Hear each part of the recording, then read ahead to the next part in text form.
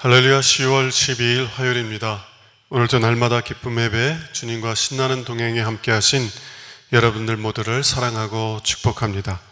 우리 함께 사도신경으로 우리의 신앙을 고백하며 하나님께 나아갑시다. 전능하사 천지를 만드신 하나님 아버지를 내가 믿사오며 그 외아들 우리 주 예수 그리스도를 믿사오니 이는 성령으로 잉태하사 동정녀 마리아에게 나시고 본디오 빌라도에게 고난을 받으사 십자가에 못 박혀 죽으시고 장사한 지 사흘 만에 죽은 자 가운데서 다시 살아나시며 하늘에 오르사 전능하신 하나님 우편에 앉아 계시다가 죄로서 산 자와 죽은 자를 심판하러 오시리라. 성령을 믿사하며 거룩한 공예와 성도가 서로 유통하는 것과 죄를 쌓여 주는 것과 몸이 다시 사는 것과 영원히 사는 것을 믿사옵나이다. 아멘. 찬송가 88장 함께 부르겠습니다.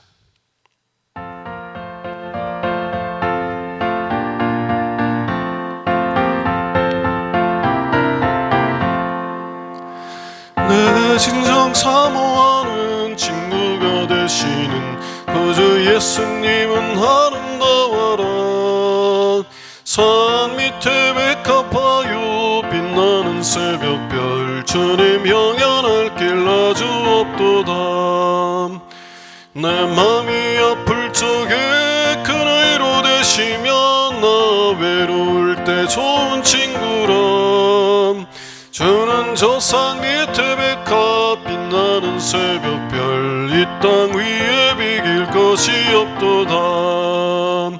내 맘의 모든 염려 이 세상 고락도 주님 항상 같이 하여 주시고 시험을 당할 때에 악마에게 교를 즉시 물리치사 나를 지키네. 온 세상 날 버려도 주 예수 안 버려 끝까지 나를 돌아보시니 주는 저 산 밑에 백합 빛나는 새벽별 이 땅 위에 비길 것이 없도다. 내 맘을 다하여서 주님을 따르면 길이 길이 나를 사랑하리니 물불이 두렵지 않고 창검도 겁없네. 주는 높은 산성 내 방패시람. 내 영혼 먹이시는 그는 우리고 나 친히 주를 뵙기 원하네. 주는 저 산 밑에 백합 빛나는 새벽별 이 땅 위에 비길 것이 없도다. 아멘. 아멘. 매일 기도를 함께 드리겠습니다. 참 평강의 주님, 오늘도 새로운 하루를 주시고 복되게 하시니 감사합니다. 하늘에 속한 자, 하나님의 자녀로서의 삶을 권세로 살게 하시며 오직 하나님의 말씀을 즐거워하며 따라 살게 하심을 감사드립니다. 다윗처럼 오직 우리 주님만을 내 앞에 모시고 오직 주님만이 우리의 전부이심을 고백하는 삶이 되게 하시고 그러므로 인해 주님께서 늘 우리의 전부가 되어주심을 경험하고 누리는 삶이 되게 하옵소서. 우리의 가정과 교회를 위해 기도합니다. 일터를 위해 간구합니다. 나라와 민족들을 위해 주님의 은혜를 구합니다. 구원과 치료와 회복의 은혜를 내려주셔서 어그러진 모든 것들이 바로 세워지게 하시고 평화를 이루게 하옵소서. 이제 일상이 된 경건의 일과를 통해서 성령의 충만, 성도의 용화를 이루게 하옵소서. 주님 사랑합니다. 언제나 자기 눈동자같이 우리들을 사랑하시는 주 예수 그리스도의 이름으로 기도드립니다. 아멘. 오늘 주시는 하나님의 말씀은 욥기서 6장 14절에서 30절 말씀입니다. 낙심한 자가 비록 전능자를 경외하기를 저버릴지라도 그의 친구로부터 동정을 받느니라. 내 형제들은 개울과 같이 변덕스럽고 그들은 개울의 물살같이 지나가느나 얼음이 녹으면 물이 검어지며 눈이 그 속에서 감춰질지라도 따뜻하면 마르고 더우면 그 자리에서 아주 없어지나니 대상들은 그들의 길을 벗어나서 삭막한 들에 들어가 멸망하느니라. 대마의 떼들이 그것을 바라보고 스바의 행인들도 그것을 사모하다가 거기 와서는 바라던 것을 부끄러워하고 낙심하느니라. 이제 너희는 아무것도 아니로구나. 너희가 두려운 일을 본즉 겁내는구나. 내가 언제 너희에게 무엇을 달라고 말했더냐? 나를 위하여 너희 재물을 선물로 달라고 하더냐? 내가 언제 말하기를 원수의 손에서 나를 구원하라 하더냐? 폭군의 손에서 나를 구원하라 하더냐? 내게 가르쳐서 나의 허물된 것을 깨닫게 하라. 내가 잠잠하리라. 옳은 말이 어찌 그리 고통스러운고 너희의 책망은 무엇을 책망함이냐? 너희가 남의 말을 꾸짖을 생각을 하나 실망한 자의 말은 바람에 날아가느니라. 너희는 고아를 제비 뽑으며 너희 친구를 팔아 넘기는구나. 이제 원하건대 너희는 내게로 얼굴을 돌리라. 내가 너희를 대면하여 결코 거짓말하지 아니하리라. 너희는 돌이켜 행악자가 되지 말라. 아직도 나의 의가 건재하니 돌아오라. 내 혀에 어찌 불의한 것이 있으랴. 내 미각이 어찌 속임을 분간하지 못하랴. 이는 하나님의 말씀입니다. 아멘. 상처가 아니라 위로를 주는 자가 됩시다 라는 제목을 가지고 함께 은혜의 말씀을 나눌 수 있기를 원합니다. 오늘 말씀은 욥의 친구 엘리바스가 욥을 책망한 말에 대해서 욥이 반응하고 답변한 말씀에 대한 것입니다. 고난 가운데 있을 때 욥을 위로한 것이 아니라 책망하였던 엘리바스, 우리는 그러한 친구가 아니라 고난 가운데 있는 우리의 지체들을, 우리의 형제와 자매들을 위로하고 그들을 격려할 수 있는 사람들이 될 수 있기를 원합니다. 그러기 위해서요, 우리는 본문에서 두 가지 교훈들을 배울 수 있어야 할 텐데요. 첫 번째는 종교적 가르침보다 중요한 것은 불쌍히 여기는 마음이라는 것입니다. 종교적인 가르침보다 중요한 것은 불쌍히 여기는 마음이라는 것이에요. 어느 종교든 그 종교에 대한 종교의 교리들을 가지고 있고요. 그 교리들, 그 종교적인 가르침들은 우리가 어디로부터 왔으며 무엇을 위해 살고 또 무엇을 향해서 가고 있는가에 대한 우리의 근본적인 삶의 문제들에 대한 질문들을 답변해 주는 내용들입니다. 다시 말하면 나는 도대체 누구인가? 나는 어떻게 살아야 되는가? 무엇을 위해 살아야 되는가? 이런 근본적인 질문에 대한 답들을 제공해 주는 가르침이라는 이야기입니다.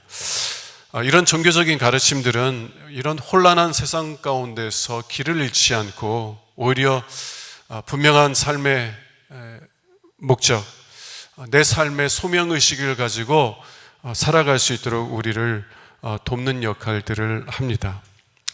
그러나 세상의 모든 지식들이 다 그러하듯 이러한 종교적인 가르침들도요, 본질에서 떠나면 우리들을 높이는 도구로서 이렇게 전락할 수 있다는 것입니다.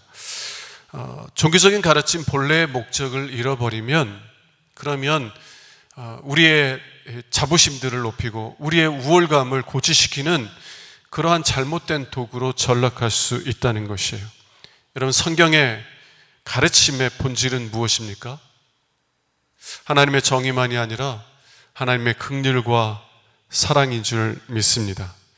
그런데 그 가르침이 왜곡되면은요, 오히려 그 긍휼과 사랑의 불길을 꺼트릴 수 있는 도구가 될 수 있다는 것이에요.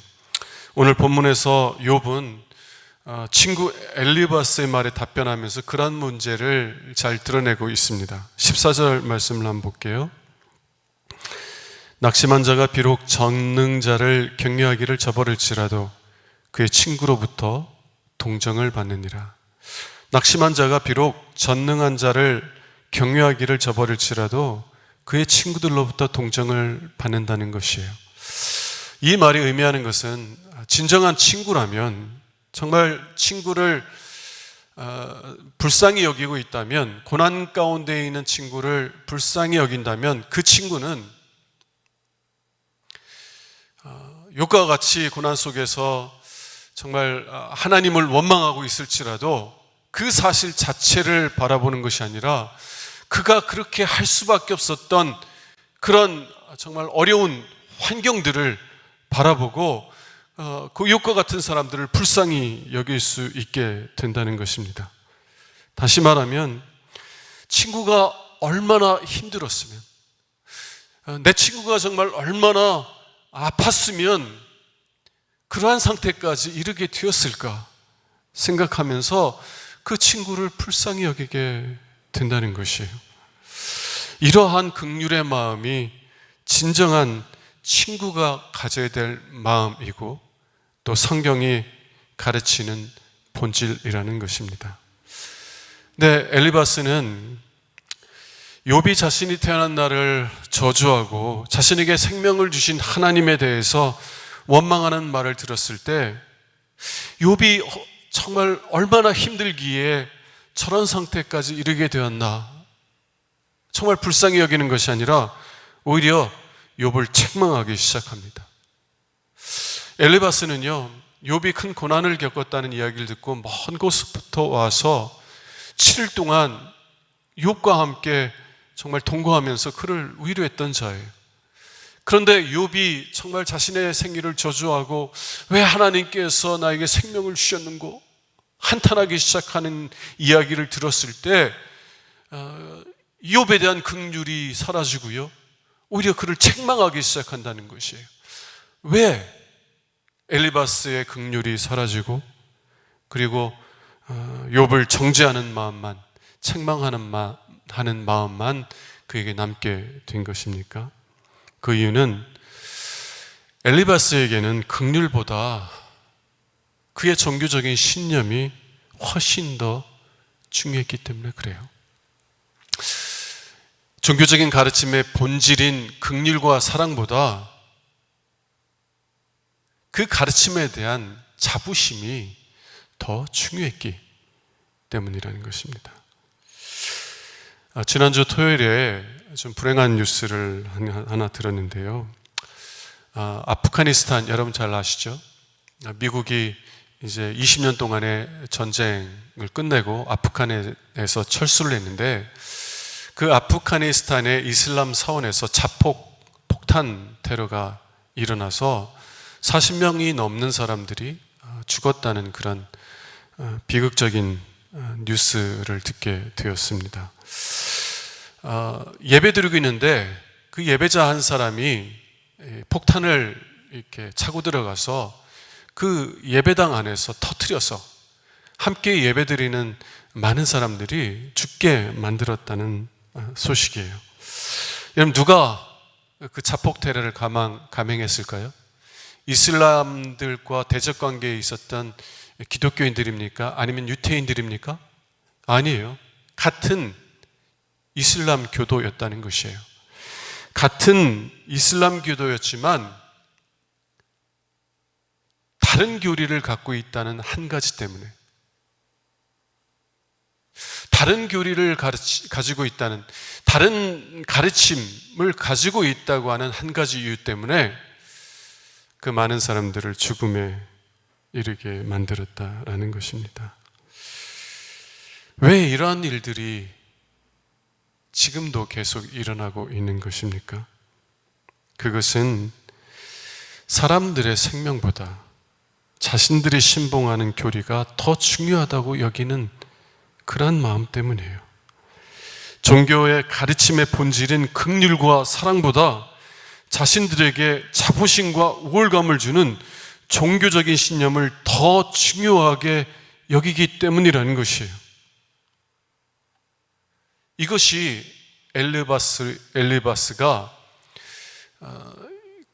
고난 가운데 있는 욥을 불쌍히 여기지 아니하고 오히려 책망했던 이유였습니다. 정말 자기가 무엇보다도 중요하게 여기는 종교적인 가르침에 대해서 반하는 말을 하는 욥의 이야기를 들었을 때 자기가 그렇게 소중히 여기는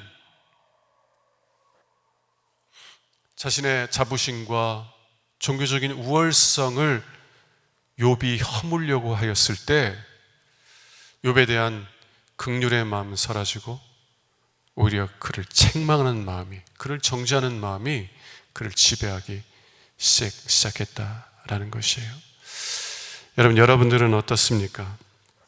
여러분들이 고난받고 있는 사람들을 위로하러 갔다가 그분들이 정말 여러분들이 중요하게 여기는 종교적인 신념이나 교리를 거스르는 말을 해요. 그럼 그런 말을 듣고 있을 때 정말 이분이 어떻게 이러한 상태까지 이르게 되었을까? 얼마나 힘들었으면, 얼마나 아팠으면 저런 이야기를 할까? 불쌍히 여기는 마음이 일어나요? 아니면 어떻게 감히 저런 이야기를 할 수 있지? 하고 막 화가 나고, 그래서 그 사람을 막 고쳐주고 싶고 그 사람을 책망하려고 하는 마음들이 일어납니까? 어떤 마음이 일어나고 있어요? 만일 여러분들이 정말 그분이 그렇게까지 될 수밖에 없었던 그런 모습을 보면서 안타까워하는 것보다는 오히려 그 사람을 책망하고 그 사람을 정죄하려는 마음이 막 일어난다면 여러분들은 아마도 기독교의 가르침의 본질에서 떠나 있기 때문일 것입니다.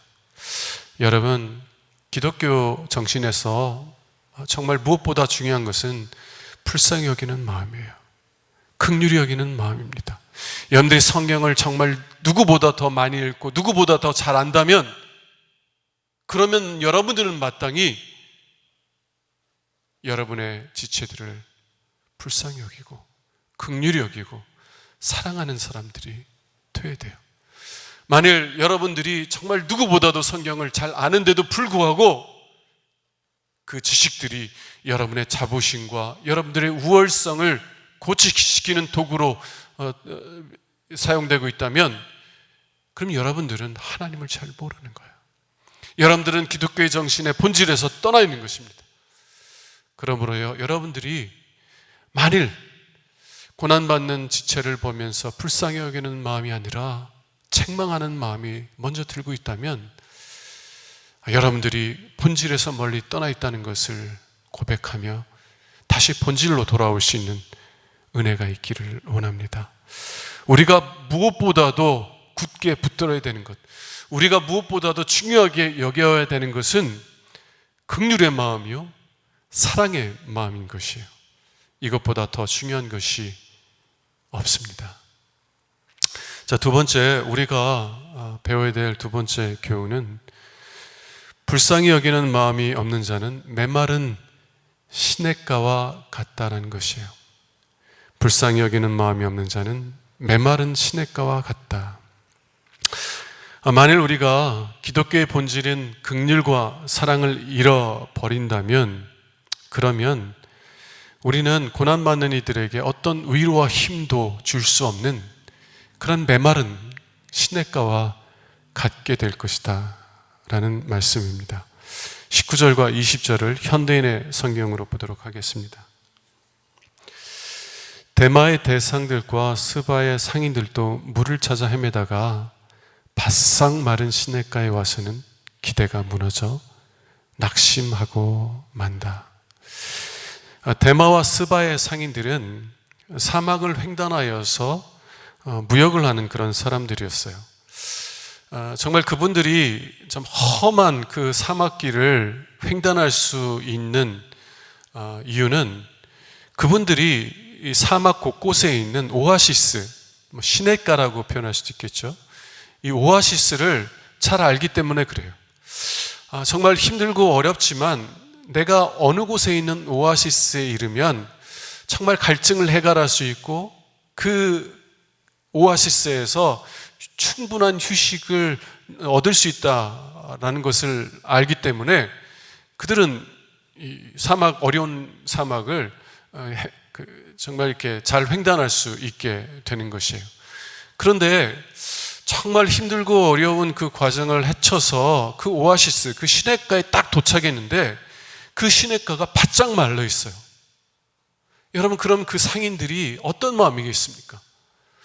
정말 저기 가면 지금은 힘들지만 저기까지만 가면 내가 정말 이 갈증을 해결할 수 있고 정말 이 어려움들에서 쉼을 얻을 수 있다고 생각하고 정말 열심히 그곳까지 갔는데 물이 없어요.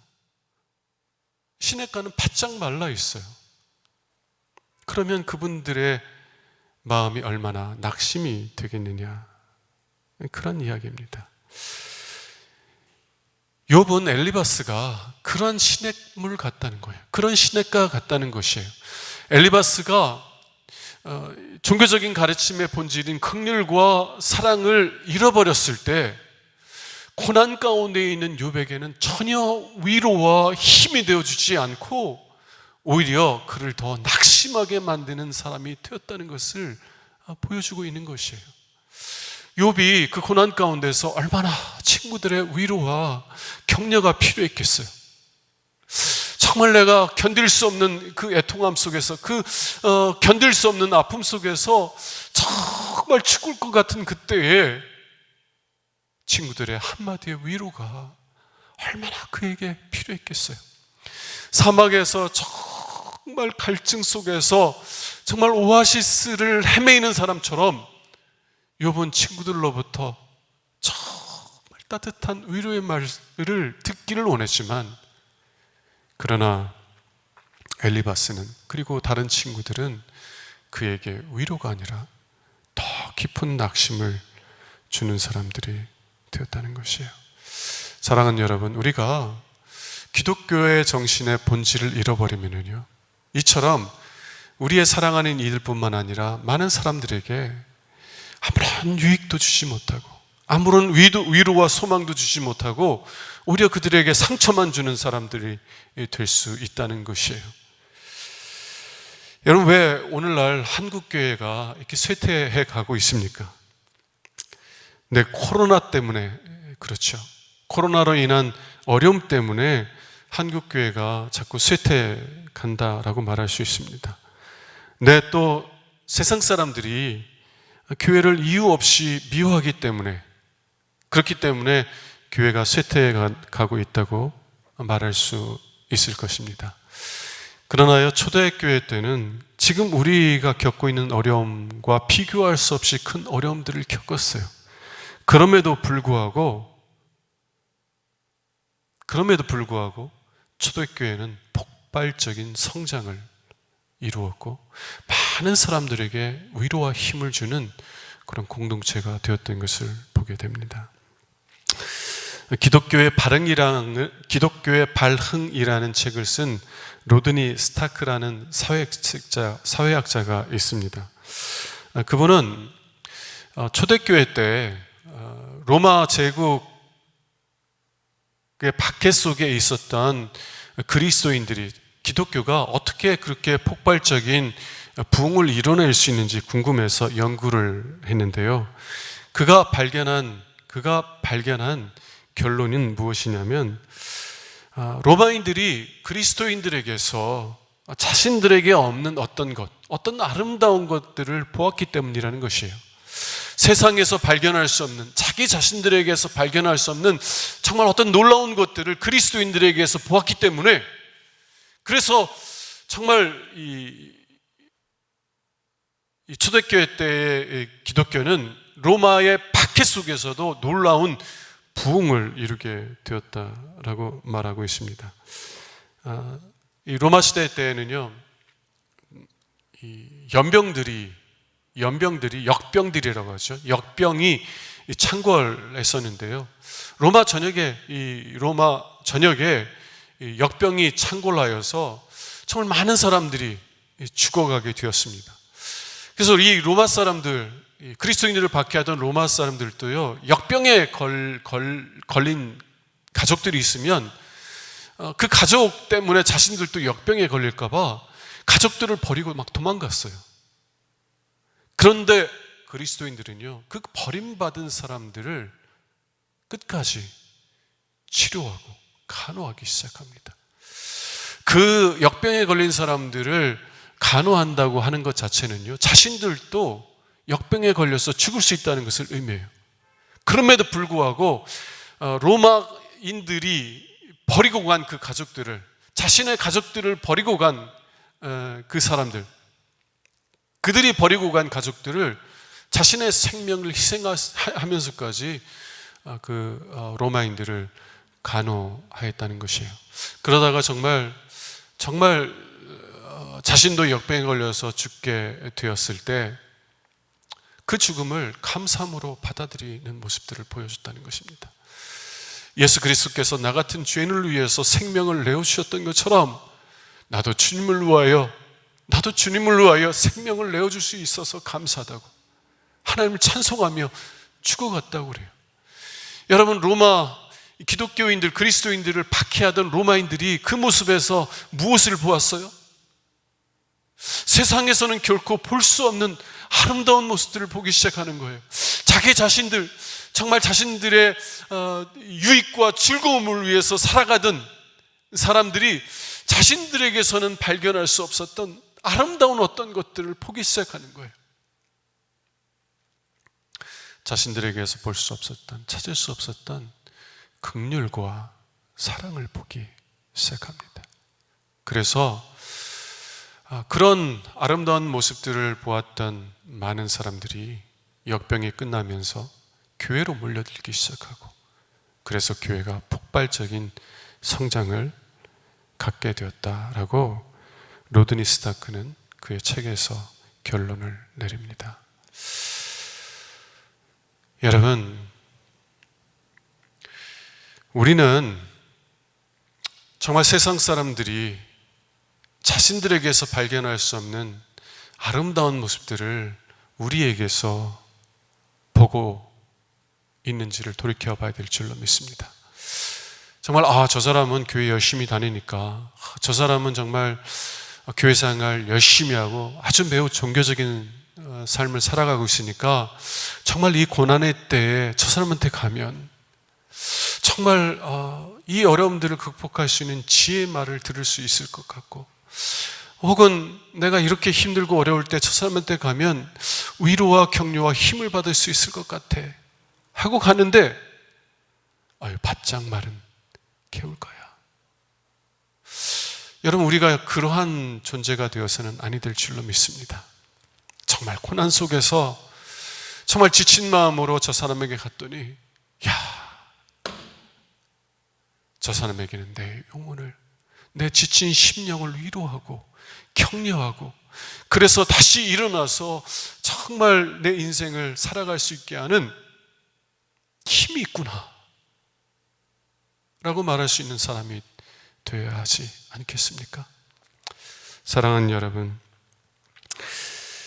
정말 기독교의 본질인, 성경의 가르침의 본질인 긍휼과 사랑을 굳게 붙잡아서, 그래서 정말 고난받는 이들을 불쌍히 여기고 사랑으로 섬기는 자들이 되어서 많은 이들에게 참된 위로와 격려와 힘을 주는 그런 믿음의 사람들이 될 수 있기를 주님의 이름으로 축원합니다. 기도하겠습니다.